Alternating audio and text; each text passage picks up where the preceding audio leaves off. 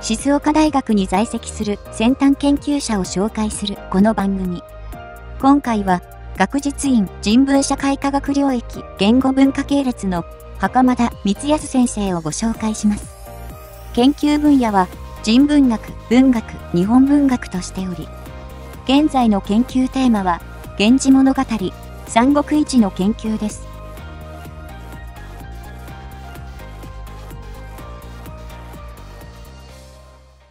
皆さんこんにちは。人文社会科学部言語文化学科の袴田です。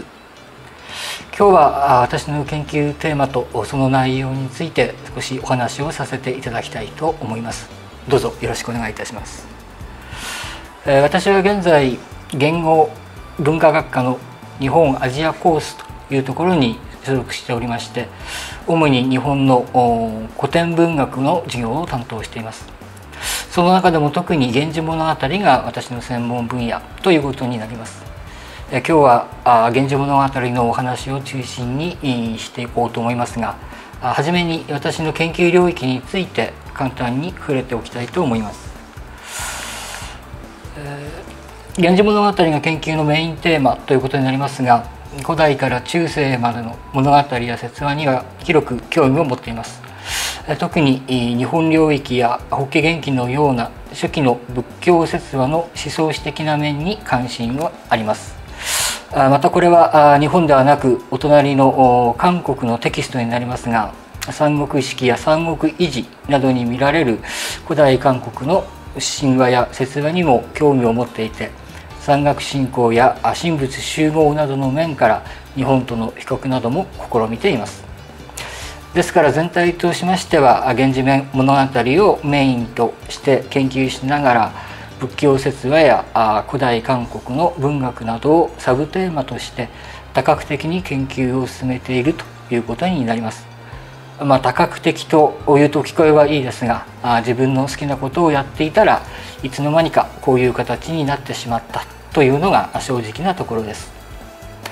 さて源氏物語ですが、この作品は若い皆さんにも比較的馴染みのある古典作品の一つだろうと思います。教科書にも載っておりますし、朝木芽氏などのようなリアイトされた漫画などもありますから、源氏物語といえば光源氏という美男子がさまざまな女性たちと恋愛を繰り広げる物語であるということは多くの方がご存知だろうと思います。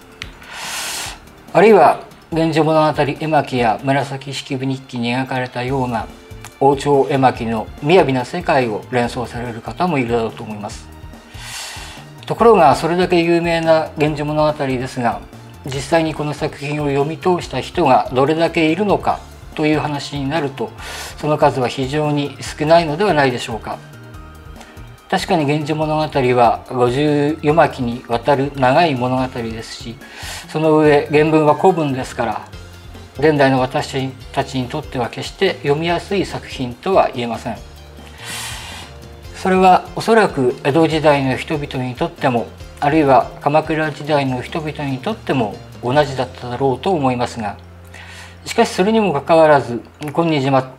まで1000年もの間、源氏物語は絶えることなく人々に読み継がれてきました。文章が古び、あるいは価値観が変わるということを考えますと、これは驚くべきことではないかと思います。それにはさまざまな理由があると思いますが、最も大きな理由は源氏物語そのものの中に時代を超えてさまざまな人々の心に訴える、そのような魅力があるということではないかと思います。それではその源氏物語の魅力とは何かということになりますが、これは読者によっても様々でしょうし、簡単に説明することは難しいので、ここでは私の個人的な体験、つまり私と源氏物語の出会いについてお話をさせていただきたいと思います。私が源氏物語を研究するようになったきっかけは、大学3年生の演習で源氏物語の和歌だという巻を読んだことだったと思います。もともと源氏物語に興味があったわけではありません。むしろ古文や漢文は苦手な方でした。古典というのはすでに解釈や評価の定まっている古臭いものというイメージでしたから、高校生の頃は古文の教科書はいつもロッカーに入れっぱなしで、授業以外には開くことがなかったように記憶しています。そんな私が大学に入ってから小林秀夫の本居宣長という本を読みました。それがまた大変難しい本で、源氏物語を知らないと全くその内容が理解できないことを痛感したわけです。しかし古典というものを毛嫌いしてきた私には、とても自力で読むことはできないと思ったので、授業で源氏物語の演習を取ることにしたのです。本格的に源氏物語を研究しようなどという気はなく、ただ源氏物語の概要が分かればいいというくらいの軽い気持ちでした。そのゼミの夏の合宿で読まれたのが若菜の巻でした。ご存知の方も多いと思いますが、若菜の巻は光源氏の弟である朱雀院の娘女三宮が光源氏のもとに嫁ぐところから物語が始まります。この結婚によって光源氏の正妻は女三宮になります。そしてそれまで正妻格の立場にあった紫の上はその地位を奪われることになり、光源氏と紫の上の間には微妙な心の距離が生じることになります。紫の上は出家を望みますが、光源氏は彼女を愛するがゆえに決して彼女を手放そうとはしませんでした。そうした中で若菜の下巻に光源氏が自らの人生を回顧する場面が描かれます。その中で光源氏は自らの人生が苦難の多い人生であったことを振り返る一方で、幼い時から光源氏の保護のもとに育てられた紫の上は何の苦労もなく生きた幸運な人だと語ります。これに対する紫の上の答えは次のようなものでした。のたまうように物儚き身には過ぎに至るよその覚えはあらめど、心に絶えぬ物嘆かしさのみ打ちそうや、さは自らの祈りなりけるとて、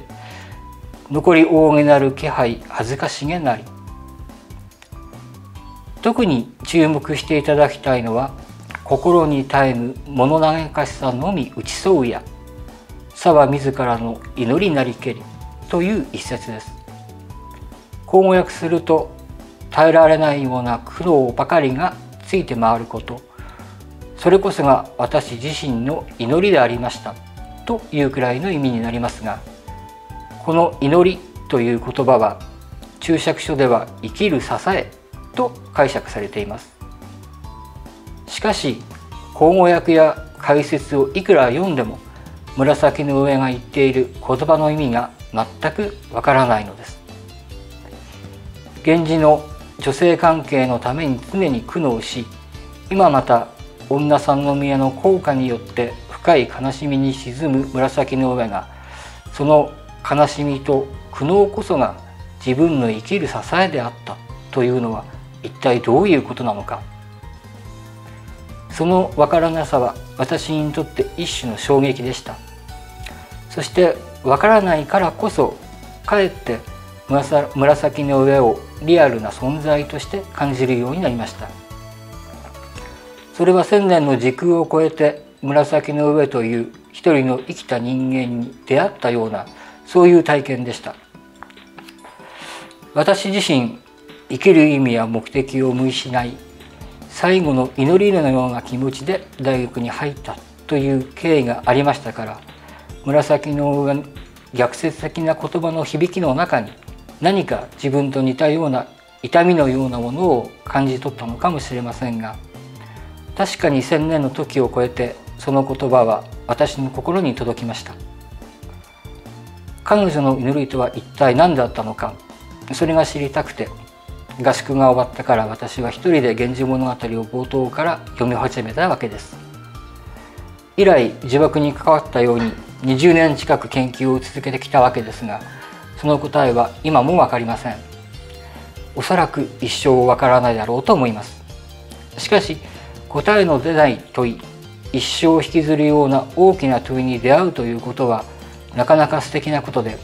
それも文学の醍醐味、源氏物語の魅力の一つではないかと思います。さて、こうして私は源氏物語で卒業論文を書き、大学院に進学して、さらに源氏物語を学ぶことになりました。しかし、それまで古文や漢文をきちんと学習していなかった私にとって、大学院は毎日が地獄のようでした。特に悲惨だったのはゼミの演習でした。その授業では大日本史料という史料集の宇多天皇という天皇に関する部分を読んでいました。毎回ゼミ生が各地の担当した古記録や仏書などの記事を発表するのですが、私には資料を読むことすらおぼつかなく、完全な落ちこぼれになってしまいました。自分にはやはり古典の研究は無理だなと思いながら、とにかくわからないので漢字でも言葉でも人名でも何でも調べるしかありませんでした。今思えば他の院生たちとしても私と同じようなものだったと思うのですが、私には古文の基礎力が欠けているという劣等感があったので、その分余計に調べなければいけないという気持ちが強く働いていたと思います。ある時、宇多天皇が宮中の男十日という年中行事を復活させたという記事に出くわしました。当時は年中行事も男十日もよく分かりませんでしたから、例によってひたすら辞書や資料を調べたわけですが、調べてみると男十日という儀式は10世紀後半の延佑天皇の時代を最後に廃絶していることが分かりました。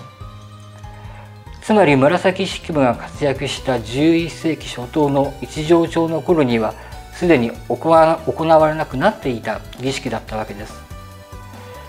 ところが源氏物語の末継花の巻と初音の巻の中にその男十日のことが描かれているのです。これを知った時、私は源氏物語の虚構の方法というものに初めて会ったような気がしました。すでに失われてしまった男十日という儀式をあえて物語に描くことにはどんな意味が託されているのか、それを私なりに考察したのが私の初めての論文になりました。源氏物語の注釈や研究は鎌倉初頭頃から始まるのですが、その古注釈書の中には準拠論と呼ばれるものが古くからあります。準拠論というのは、物語は歴史的な事実を先例としてそれになぞらえられて書かれているという考え方です。当時の知識人たちは新しさや斬新さというものにはあまり価値を置かず、むしろ古いもの、特に中国の古典をいかに踏まえているかということに文学的な価値を置きました。ですから源氏物語の表現の中に史記や博士文書などの古典が踏まえられているという出典研究が盛んに行われました。これは唐の白居易の博士文集に収められている長言歌伝の冒頭部分ですが、こうした漢石の表現や構成が源氏物語の源泉にあるというふうに考えたわけです。同様に物語に書かれている出来事や儀式にも出典があると考えました。つまり源氏物語は実際にあった歴史上の先例に基づいて書かれているというわけです。それであれこれと物語の記述に似た歴史上の先例を指摘するようになります。その中で室町時代に書かれた加海章という注釈書あたりから、ある一つの時代に物語が準拠しているという説が定着してきます。ある一つの時代というのは、平安前期の醍醐天皇から村上天皇にかけての時代のことを指しています。図に示したように、物語に描かれた桐壺帝、朱雀帝、冷泉帝の3代の帝たちは歴史上の醍醐天皇、朱雀天皇、村上天皇に重ねられており、光源氏は醍醐天皇の一世源氏である源高明になぞらえられているというのがその基本的な考え方です。醍醐天皇の時代の年号を延義と言ったので、これを延義準拠論と呼んでいます。ここで重要なことは、この延義の時代は天皇自らが政を行った理想の時代として盛代と呼ばれてきたことです。実際の歴史上の延義年間が理想的な時代であったかは別な問題で、後世の人々から盛代として理想化されたということです。それは源氏物語が書かれた一条天皇の時代頃からすでに始まります。つまり源氏物語と同時代の言説ということになります。頭領たちが自らの不遇を訴えて官職を求めた申し文の中で、延義の盛代に倣って公正な人事をしてほしいという意味で常套句のように用いられています。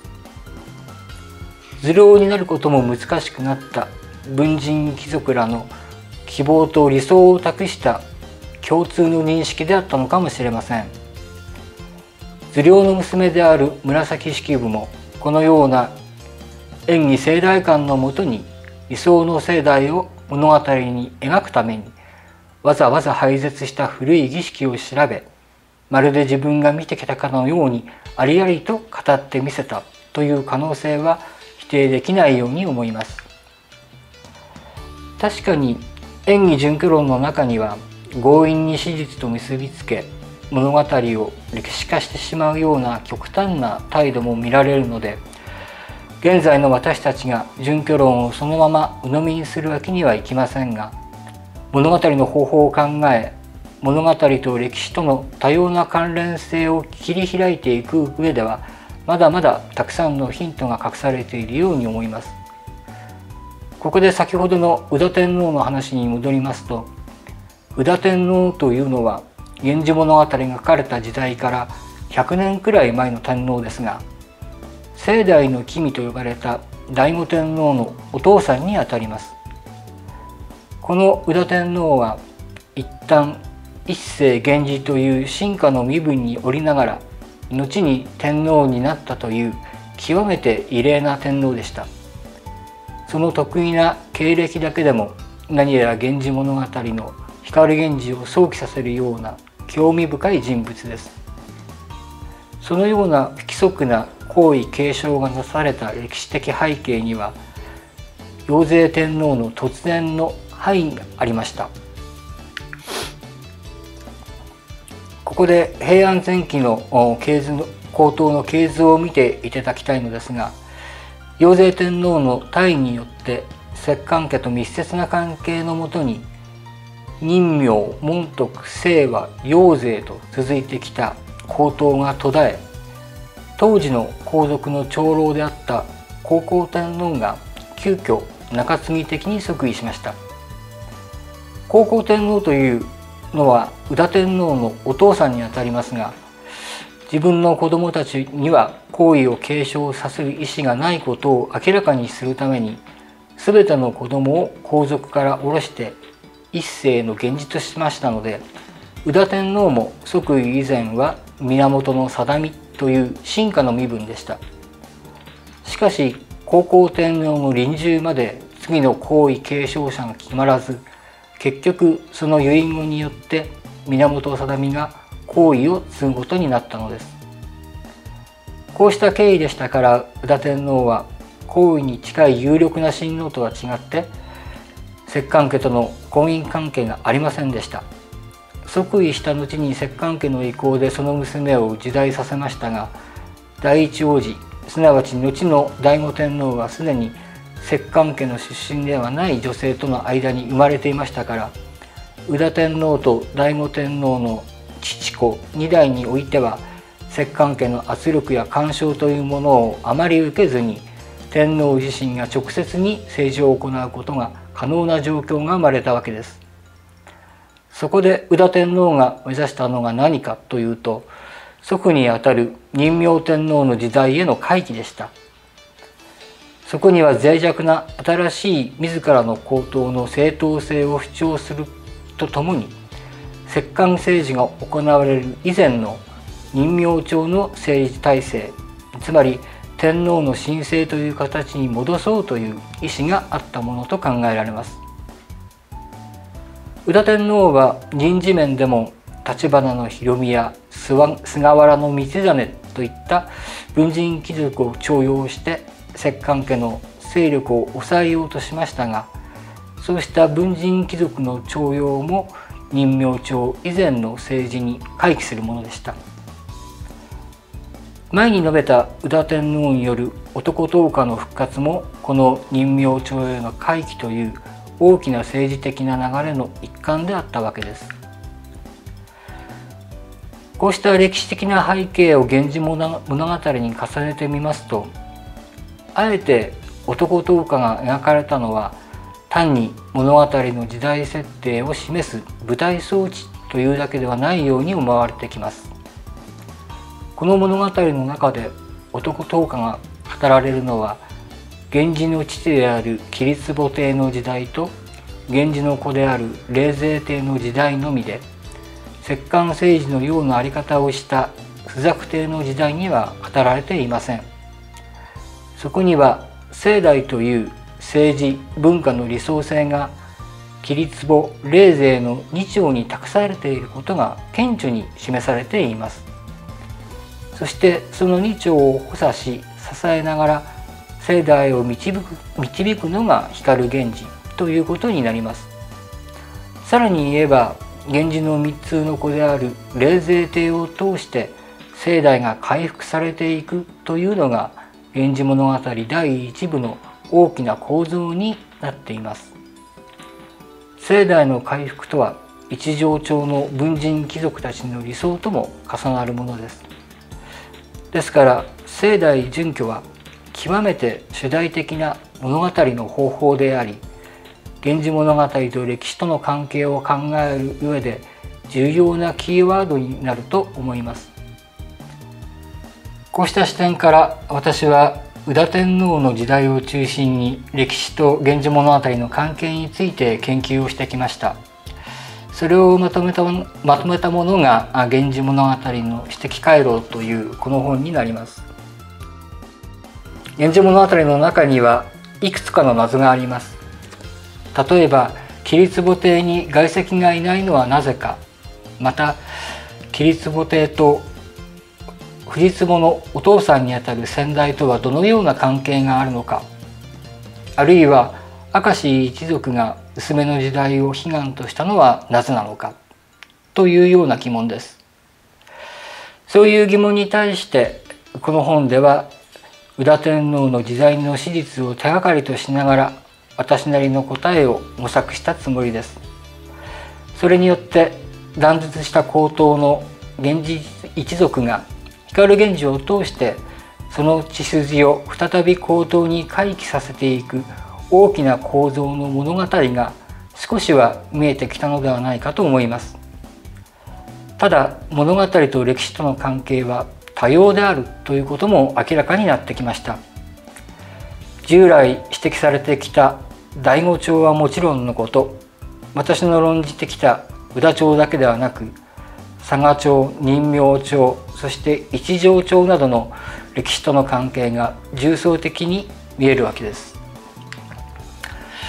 これからの私の研究は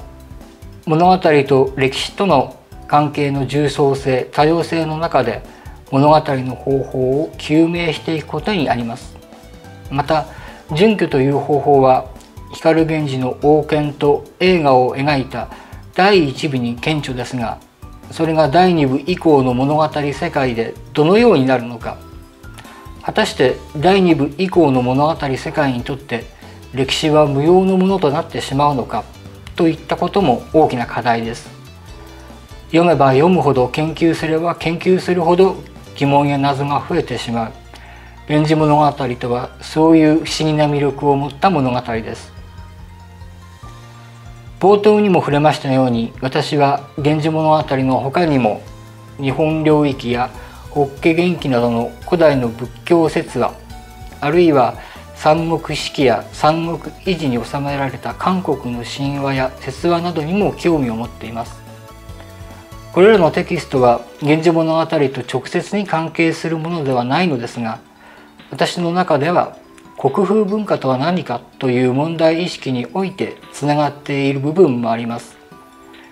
国風文化という文化現象は10世紀における大きな価値観の転換であったと思うのですが、そこで形成された日本らしさや日本なるものが今日まで受け継がれているものも少なくないように思われます。そして時にそのイメージや幻想がナショナリズムに利用されるような面もあったように思います。ですから国風文化の思想的背景やその形成のメカニズムを解明することが極めて重要なわけですが、それを源氏物語で言いますと盛大の問題になりますし、仏教説話で言うと神仏の集合という問題につながります。そしてそれらを相対化する視点として韓国や中国の神話や説話との比較が有効になってきます。これからの日本文学の研究は自国主義的な枠組みを超えてアジアや世界の文化という大きな視点から捉え返すことが必要な時代になってきているというのが私の実感です。それではここで私の日頃の授業の様子をお伝えするために私のゼミの学生の皆さんを紹介したいと思います。袴田ゼミでは主に古典の文学について研究をしています。中心は源氏物語ですが、源氏物語に限らず広く古典文学の作品について研究を進めています。それでは袴田ゼミの皆さんを紹介したいと思います。僕は袴田ゼミに所属している若山と申します。僕が、研究している内容は主に、こちらですね、日本書紀と古事記っていう作品なんですけど、あまりまだ3年生なので、詳しいことは決まってなくて、どういうふうにやるのかはこれから考えていくつもりなんですけど、袴田先生にアドバイスをもらいながら頑張っていきたいと思います。次にゼミの魅力ですが、なんといっても、飲み会の時の袴田先生のテンションが僕は、大好きです。そうです。そうですね。はい。基本的には他のゼミの方も参加できるような楽しい飲み会なので、よければ来ていただけるといいかなと思います。私はこのゼミでは、まだ3年生なので詳しいことは決まってないんですけど、今の予定としては枕草子について研究したいなと思っています。このゼミの魅力は、優しい先輩方と一緒にすごいアットホームな雰囲気でゼミができるのがとても楽しいなと思っています。3年生でまた研究内容は未定なんですが、源氏物語の最後の、宇治十条の最後の部分の浮舟について研究していきたいなっていうふうに考えています。このゼミの魅力としては、やっぱり最後卒業するときに卒業論文書くんですが、その際の手順だったりっていったものを先輩方や先生からご指導いただきながら計画的に進めていけるのがすごく私としても、勉強になるなっていうふうに思っています。困った時にすごく相談に乗ってくださる方が多いので、すごく、いつもゼミの時間が楽しみで金曜日楽しみに来ています。4年の紅林です。研究内容は、平安時代の文学に登場する子どもについて研究しています。登場する回数場面が少ないので資料を探すのが大変ですが、魅力を感じる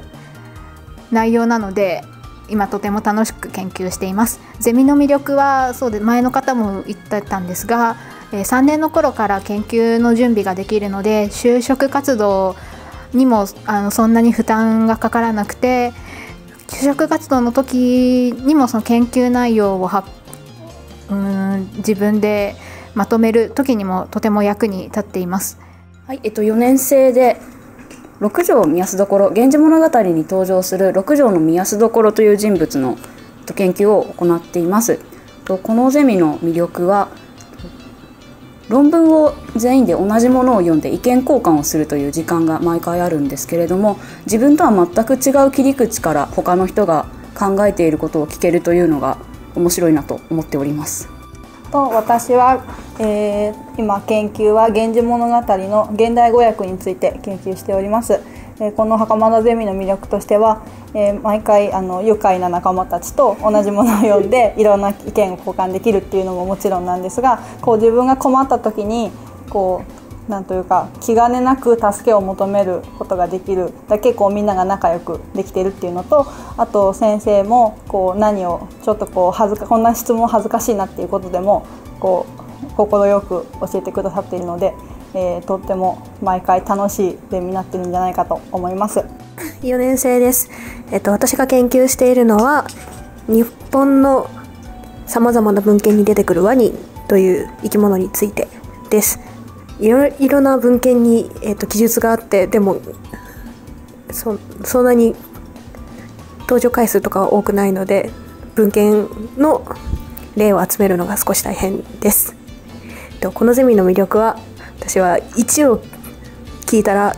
先生から10が返ってくるところだなと思います。すごい些細な質問でも専門的な内容でとても丁寧に解説してくださるので、ものすごい作品とかそういう知識の理解が深まってものすごく勉強になるゼミだと思っております。4年の大石です。私は火山院の説話について研究しています。火山院というのは高校の国語の教科書にも出てきたので、火山院の出家の話とかすごく有名だと思うんですが、それ以外にも気候ですとか政治のことですとか芸術性についてとても話題性のある天皇でして、さまざまな文献にその説話が載っています。ゼミの魅力ですが、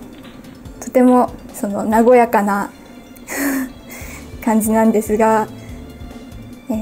それでも一人一人みんな真面目で堅実ですごく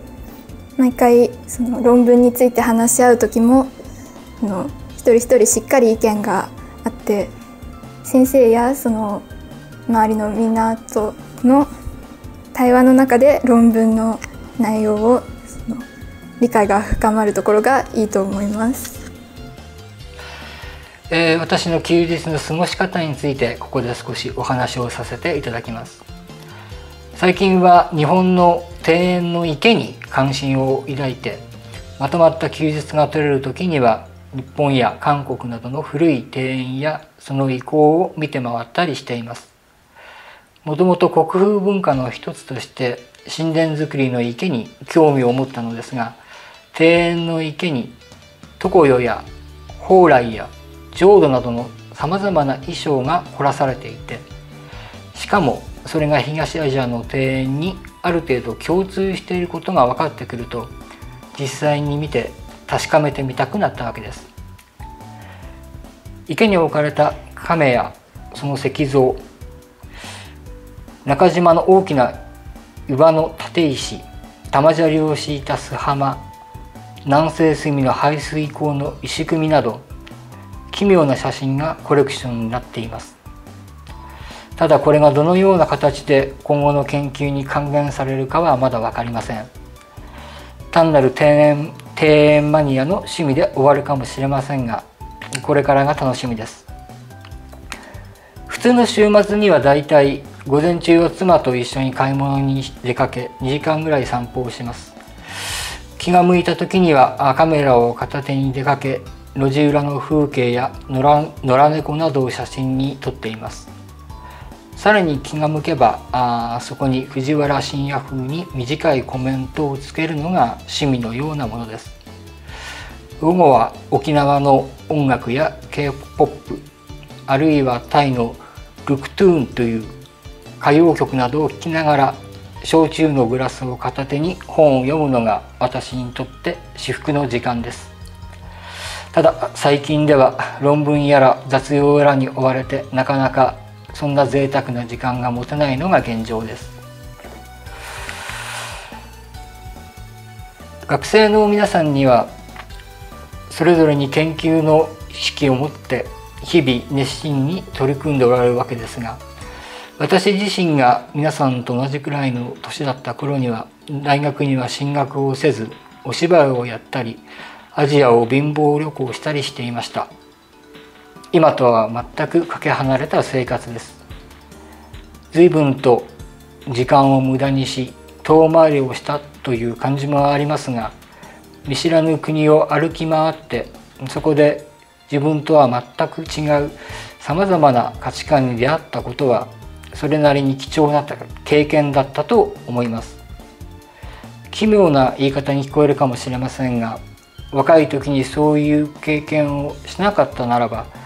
私が源氏物語に出会うことも、また研究者としての道を歩むこともなかったように思います。